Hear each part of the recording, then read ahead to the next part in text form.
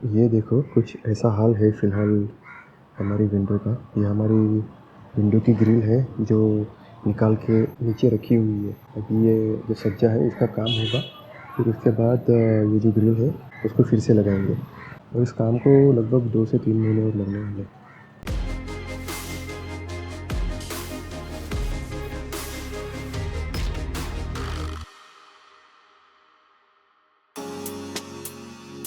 Anyways, तो अपने topic पे वापस आते हैं। तो मैं मेरी बाइक लेके गया था सर्विस सेंटर और जितनी भी चीज़ें थी वो सब मैं इंस्टॉल करके आया हूँ।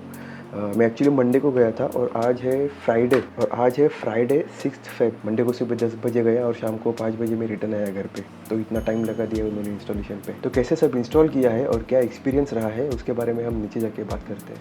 Okay, so let's start the video. अभी यहाँ पे बिल्डिंग का काम चालू है तो उसका आवाज़ थोड़ा सा आएगा। सबसे पहले तो ये बार्क बस्टर के हैंड गार्ड्स है। ये वाला है वो बाइक स्पेसिफिक एल्यूमिनियम की फ्रेम है और ये जो स्टॉर्म है प्लास्टिक हैंड गार्ड वो यूनिवर्सल है।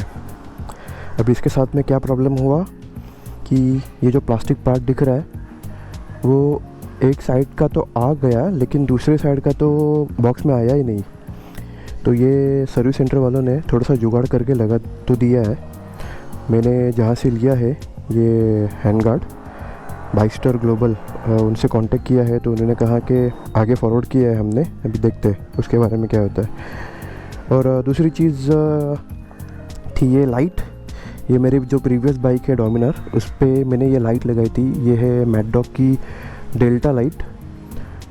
ये वायरिंग वगैरह कुछ इतनी अच्छी तरीके से नहीं लग रही है मुझे, ये कहीं अंदर और छुप सकती थी। लेकिन जब मैं गया वहाँ पे तो उन्होंने कहा कि रिकॉर्डिंग नहीं कर सकते, तो रिकॉर्ड भी नहीं किया और मैं जाके वहाँ पे वेटिंग रूम में ही बैठा रहा। जबकि मैंने उनको कहा था कि जब इंस्टॉलेशन करोगे तो मुझे बता देना ताकि उनको मैं इंस्ट्रक्ट कर सकूँ कि कहाँ कहाँ कैसे क्या लगाना है। वैसे जहाँ पे ज़रूरत पड़ी वहाँ पे उन्होंने मुझे बुलाया तो था, लेकिन फिर भी कहीं कहीं काम इतना अच्छा नहीं हुआ है। अब इनकी जो प्लेसमेंट है ना वो भी मुझे इतनी अच्छी नहीं लगी। इसके बारे में भी मुझे कुछ सोचना पड़ेगा। मुझे थोड़ी सी ये जो लाइट है वो थोड़ी सी ऊपर चाहिए। यहाँ पे कुछ ऐसे दिख रही है इसकी लाइट। आई थिंक थोड़े और ऊपर हो सकते हैं ये, तो उसके बारे में कुछ तो सोचना पड़ेगा। फिर वहाँ पे जाने के बाद मुझे ख्याल आया कि ये जो हैंडल बार राइज़र है ना उसको भी इंस्टॉल कर ही लेते हैं। थोड़ी सी मुझे लगता है कि उसकी ज़रूरत थी, क्योंकि हाइट अगर थोड़ी और ऊपर रहे तो साइडलिंग करने में थोड़ा और अच्छा लगता है। और जो लास्ट मॉडिफिकेशन है वो है ये कार प्ले का माउंट, और इसका जो कनेक्शन है वो बैटरी से ही किया है। और इसका ये जो पॉइंट है यहाँ पे अपना जो कार प्ले है स्क्रीन है उसकी वायर यहाँ पे जॉइंट होगी और जो कार प्ले है वो इसको लगेगा। और ये एक क्विक रिलीज प्लेट है जिसकी हेल्प से क्विकली स्क्रीन को लेके जा सकते हैं निकाल के इससे। 1 मिनट में स्क्रीन लेके आया हूँ मैंने, एक डेमो भी दिखा देता हूँ इसका। तो ये है इसकी स्क्रीन और ये कुछ ऐसे अटैच होगी इस पर। ये देखो ये हो गई क्विकली। उसके बाद ये जो वायर है ये कनेक्ट होगा, ये कनेक्ट होगी ऐसे। इसकी भी प्लेसमेंट है ना मुझे सही करनी है, ये भी इसकी भी प्लेसमेंट कुछ अच्छी नहीं लगी मुझे। ये सब काम मुझे फिर से करना पड़ेगा। और कुछ ऐसे दिखती है स्क्रीन। ब्राइटनेस को थोड़ा बढ़ा देता हूँ।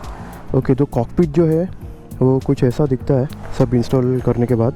यहाँ पे मैड डॉग की जो लाइट है स्विच जो है वो यहाँ पे लगाया है। आई थिंक इसकी भी प्लेसमेंट चेंज करनी पड़ेगी। आई थिंक यहाँ पे अगर लगा देंगे तो थोड़ा ईज़ ऑफ यूज़ हो जाएगा। वैसे यहाँ पे भी चल सकता है फिर भी। तो अब राइड में कोई प्रॉब्लम नहीं होनी चाहिए मैप के लिए। और मैंने इसको फ़ोन से भी कनेक्ट करके देखा है, मैंने कनेक्ट तो हो रहा है।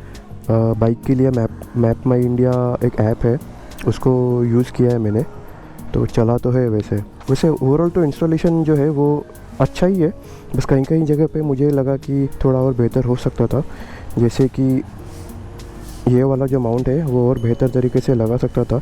इसका जो एंगल है वो भी मुझे सेट करना पड़ेगा। और दूसरी बात जो है वो ये लाइट्स है, लाइट्स का प्लेसमेंट भी चेंज करना पड़ेगा। और ये जो वायर आगे निकल के आई है उसको भी मुझे अंदर छुपाना पड़ेगा। तो ये 2-3 चीज़ें हैं जो मुझे करनी है फिर से। और ये जो हैंडल बार राइज़र है वो मैंने ट्रायम्फ से ही लगाई है, ट्रायम्फ के सर्विस सेंटर से। और इसकी जो कॉस्ट है वो है 2500 और GST अलग से।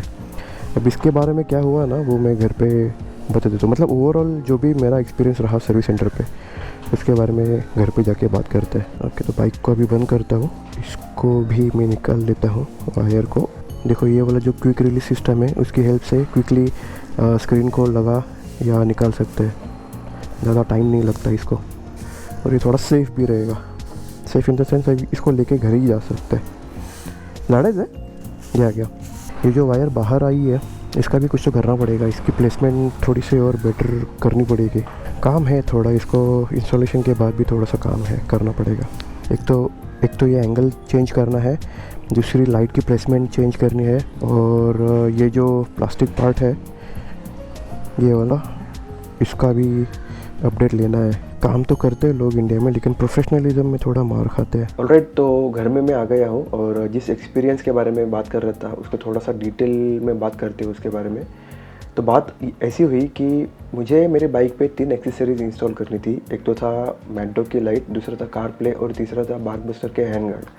तो उसके कितने लेबर चार्जेस होंगे इसकी इंक्वायरी मैंने ट्रायम्फ के सर्विस सेंटर में की थी।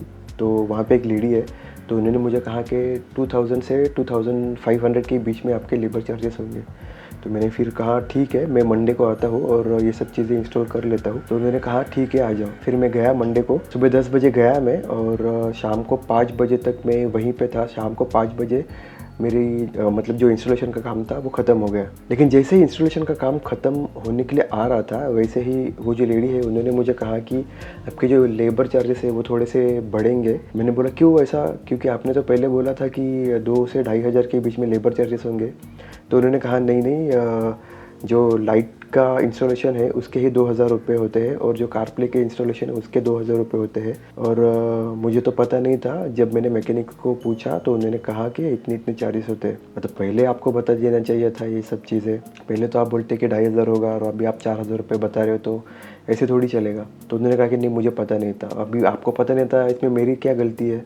अभी आपका खुद में कोऑर्डिनेशन नहीं है, तो उसका खामियाजा मैं क्यों भुगतूँ? तो मैंने कहा मैं तो नहीं दूंगा 4000, या फिर जो भी अमाउंट है जितना मुझे बोला गया है उतना मैं दे दूंगा। फिर उसके बाद बारी आती है हैंडल बार राइजर्स की। तो मैंने जब जो एक्सेसरीज़ का सेक्शन है उसमें एक बंदा है, तो उसको मैंने पूछा कि हैंडल बार राइजर्स कितने का है। तो उसने कहा कि 2500 रुपीज़ का हैंडल बार राइजर है और 590 उसका लेबर चार्ज होगा। मैंने कहा ठीक है फिर लगा दो। फिर लगाने के बाद जब बिलिंग की बारी आई तो बिलिंग में उसने कहा कि 3500 रुपीज़ उसका चार्ज होगा। तो फिर मैंने कहा कि 3500 क्यों? मुझे तो कहा गया कि 2500 के हैंडल बार राइजर और 590 लेबर चार्ज होगा, तो 3500 कैसा हुआ? तो उन्होंने कहा कि इसमें GST भी ऐड होगा। अरे यार, तो फिर ये तो पहले बता देना चाहिए था आपने।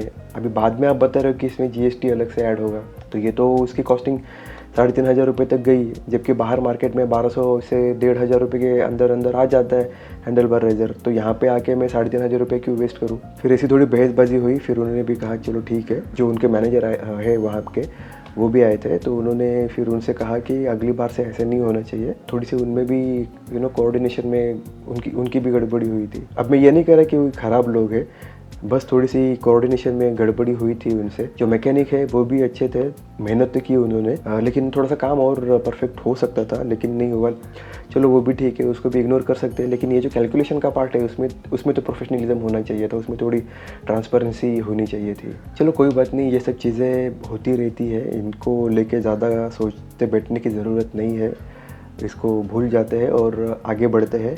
और आगे बढ़ने से याद आया कि अभी थोड़े से और काम बाकी है। बाइक में क्रैश गार्ड लगेगा, एक सैडल स्टे लगेगा और एक टॉप रैक लगेगा। और मैं सोच रहा हूँ कि एक टॉप बॉक्स भी ले लूँ, और थोड़ा सा हैंडी हो जाता है कई चीज़ों के लिए। तो मैं सोच रहा हूँ कि एक टॉप बॉक्स भी बिठा लूँ। तो ये सब भी चीज़ें अभी करनी बाकी है, और वो कब होगा उसका अपडेट मैं आपको मेरे आगे आने वाली वीडियोज़ में दे दूँगा। एनीवेज, तो आज का ये जो वीडियो है वो मैं यहीं पे ख़त्म करता हूँ। मिलते हैं अगली वीडियो में, तब तक के लिए bye bye and take care.